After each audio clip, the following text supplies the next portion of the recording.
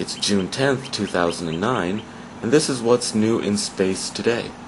The countdown for the launch of Space Shuttle Endeavour on mission STS-127 to the International Space Station began at the T-minus 43-hour mark this morning as NASA proceeds toward a launch Saturday morning at 7:17 a.m. Eastern Time.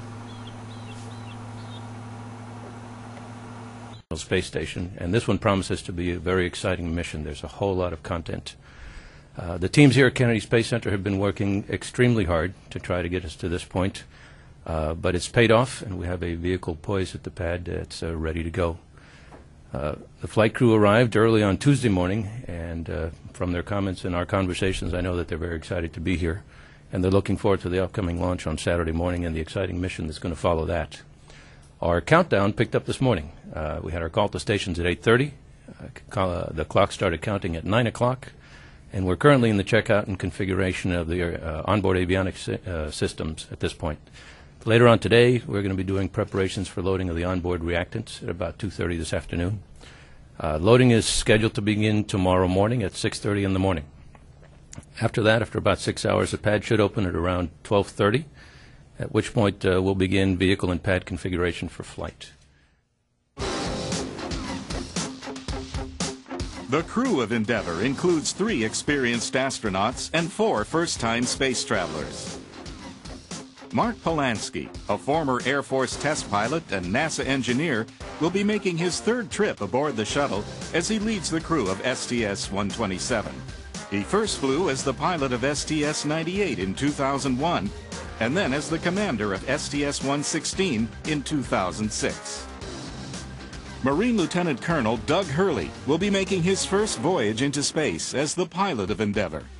Hurley will be responsible for orbiter systems operations, station robotic arm operations, and will fly the shuttle as it undocks from the station near the end of the mission. Navy Commander Chris Cassidy will serve as Mission Specialist 1.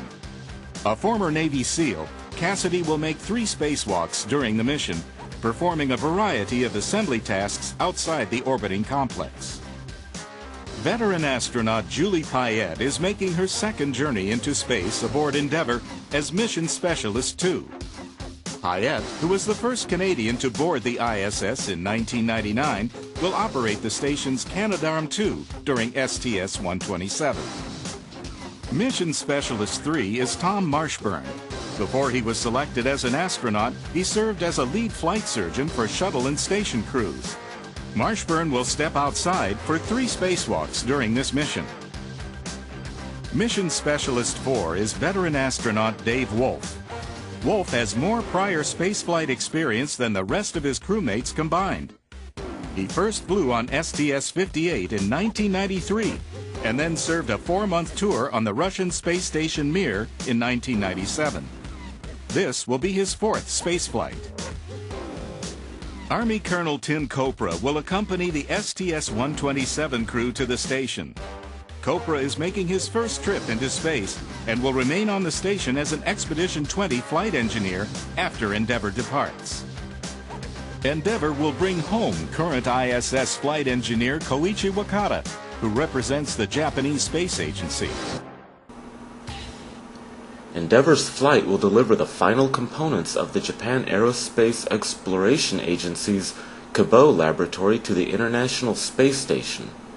The 16-day mission will include 5 spacewalks and the installation of 2 platforms outside the Japanese module.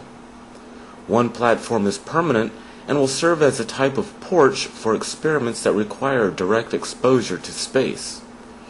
The other is an experiment storage pallet that will be detached and returned with the space shuttle. Endeavour's cargo will span a wide range of uses. The big ticket item will be the Japanese experiment module, exposed facility, the porch for the Japanese Kibo complex, where science experiments will be exposed to the extreme environment of space. To store and transport the experiments that the exposed facility will accommodate, Endeavour will also carry a storage area similar to the logistics module on the Kibo laboratory, but unpressurized. The experiment logistics module exposed section. During the mission, Cabot's robotic arm will exchange 3 experiments from the pallet to the platform. Future experiments also can be transferred to the platform from the inside using the laboratory's airlock. Also inside Endeavour's cargo bay will be an integrated cargo carrier holding several pieces of spare equipment for the space station. Most of it, a spare space-to-ground antenna, a spare linear drive unit, and a spare pump module, will be stored on an external storage platform on the station's truss. But 6 batteries for the station's oldest solar array will be installed over 2 of the 5 spacewalks. Endeavour also will deliver a new crew member and bring back another after more than 3 months aboard the space station. A few hours after Endeavour's docking on the 3rd day of the flight, mission specialist Tim Kopra and current station resident Koichi Wakata will exchange custom-made Russian Soyuz spacecraft seatliners. With that exchange, Wakata will become part of Endeavour's crew. Kopra, meanwhile, will join the Expedition 20 crew, the first space station crew with a full complement of 6 astronauts.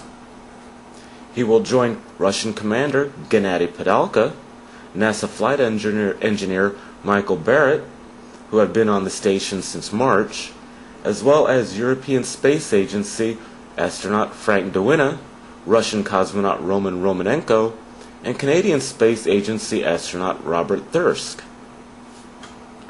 Wakata will return with the STS-127 crew at the end of Endeavour's mission. Meanwhile, Kopra will stay on the station until August when he returns on the STS-128 mission.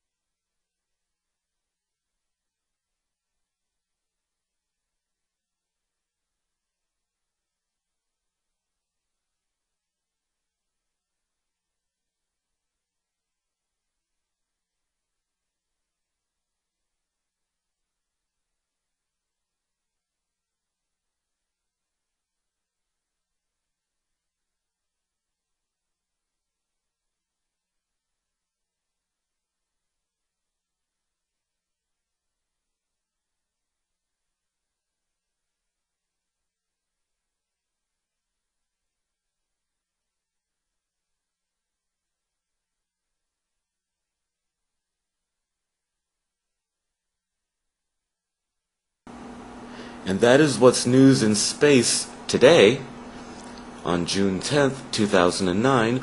Be sure to check for our next podcast as we near the launch of Endeavour on mission STS-127. You may check out our website at www.dailyspaceupdate.com or www.spaceflightnews.net for all the latest space news and multimedia. And thank you for watching today's Daily Space Update.